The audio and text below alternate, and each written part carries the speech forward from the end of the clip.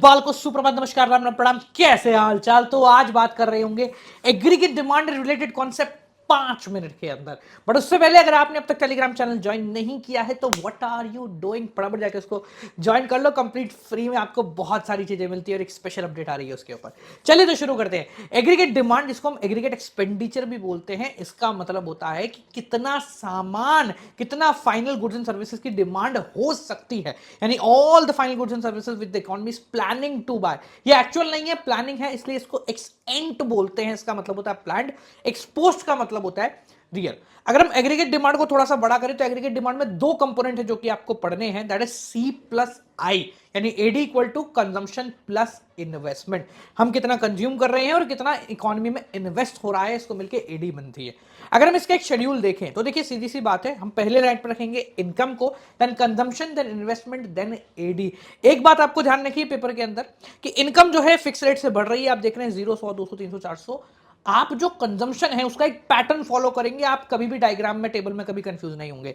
आपको consumption zero level पे कुछ रखना है, जैसे मैंने रखा है 40। उसके बाद फिक्स रेट से कंजम्पशन को इंक्रीज करना है, चाहे आप 70 की रेट लो, 80 की रेट लो, 90 की रेट लो, बस ये ध्यान रखना इनकम से कम रेट होनी चाहिए। मैंने 80 का इंक्रीमेंट किया हुआ है।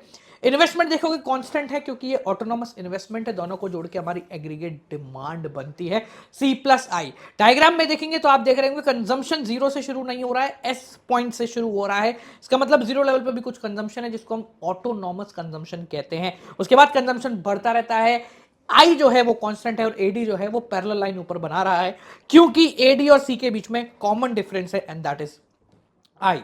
ठीक है, इसके बाद अगले पॉइंट पे आते हैं जो कि एग्रीगेट सप्लाई। एग्रीगेट सप्लाई को सिंपल भाषा में मतलब बोलते हैं इनकम, यानी नेशनल इनकम, यानी कितना प्रोड्यूसर बनाना चाह रहा है। अब जितना वो चाहेगा वो उतना ही बनाएगा, डिमांड कम ज्यादा हो सकती है। ठीक है, तो एएस के अंदर दो चीज आती है, अगर आपको इनकम मिलेगी तो आप क्या करोगे, या तो आप कंज्यूम करोगे या फिर आप सेव करोगे। तो aggregate supply is equal to consumption plus saving. Same अगर अपन शेड्यूल के बारे में बात करें, कंजम्पशन को हम सेम रख रहे होंगे। जीरो लेवल की इनकम में 40 का कंजम्पशन है, तो सेविंग कितनी होगी, -40, क्योंकि कंजम्पशन करने के लिए पैसा कहीं से तो लाना पड़ेगा। ठीक है जी, 100 की जब आपकी इनकम हुई, कंजम्पशन हो गया 120, यानी कि सेविंग हो गई -20। ठीक है, जो ये नेगेटिव ऑफ सेविंग है इसको हम बोलते हैं डिस सेविंग, यानी कि आप सेविंग नहीं कर रहे हो, पुराना पैसा निकाल रहे हो। सिमिलर पेस में अगर इसका आप डायग्राम देखोगे तो आपको दिखेगा सेविंग नेगेटिव से शुरू हो रही है, डिस सेविंग शुरू हो रहा है।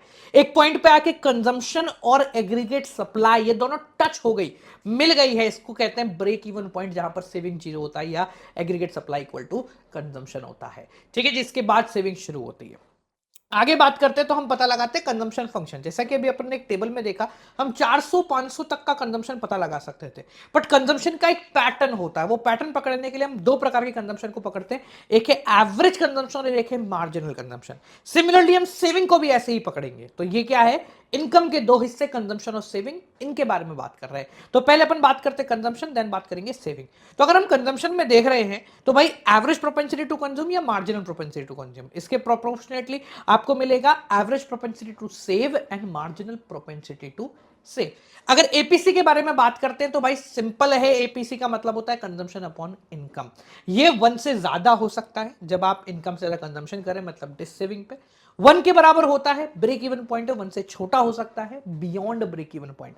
ये कम होता रहता है क्योंकि हम सेविंग स्टार्ट करते थे, कभी भी जीरो नहीं होता। इसका अपोजिट आप ले सकते हैं एवरेज प्रोपेंसिटी टू सेव को, यानी एपीएस को। ठीक है जी, यानी कि वो माइनस हो सकती है, नेगेटिव में हो सकती है, जीरो होगी ब्रेक इवन पॉइंट पे, और जैसे जैसे आप आगे बढ़ेंगे वो बढ़ती जाएगी, क्योंकि APC plus APS equal to 1 होता है।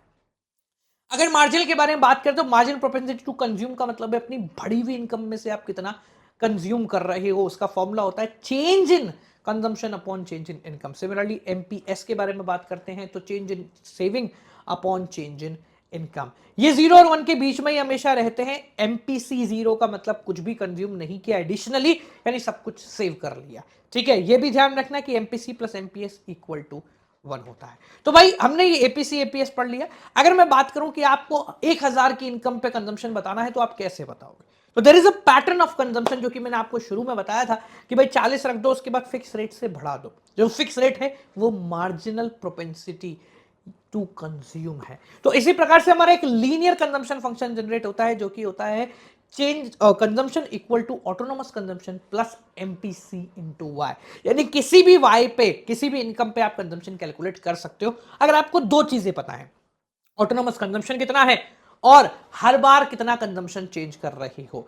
सिमिलरली इसको समझने के लिए आप चार्ट को देख सकते हैं। जब आप चार्ट को देख रहे हैं तो आपको दिख रहा है कि भाई जीरो लेवल पे 40 का कंजम्पशन है, उसके बाद हम हर बार 80 का कंजम्पशन कर रहे हैं। सिमिलरली सेविंग का भी इसी प्रकार से होता है। जो सेविंग का ऑटोनोमस फंक्शन है या सेविंग का लीनियर सेविंग फंक्शन है वो होता है आपका -c बार प्लस एमपीएस इनटू वाई, और एमपीएस को हम 1 माइनस एमपीसी लिख सकते हैं, तो उसमें डरने की कोई भी जरूरत नहीं है। ठीक है जी, समझ में आ गया। तो ये आपका एडीएस का पूरा चैप्टर यहीं पे हो जाता है समाप्त। इसके बाद इसके इक्विलिब्रियम के बारे में बात करते हैं कि कब मिलेगा इक्विलिब्रियम। पर उससे पहले अगर आपको इक्विलिब्रियम चाहिए ना, टेलीग्राम चैनल ज्वाइन करो भाइयों और बहनों। फ्री नोट्स, गेस्ट पेपर आ रहे हैं, गेस्ट पेपर आ गए हैं, गेस्ट पेपर के बिना काम नहीं होगा। मिलते हैं आप लोगों से अगली वीडियो के साथ।